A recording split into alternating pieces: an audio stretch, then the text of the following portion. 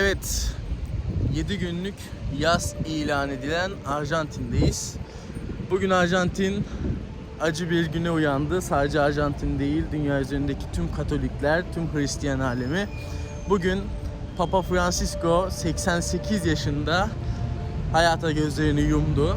Arjantinliler Papa Francisco'yu anmaya, onun için dualar etmeye katedrale geliyorlar.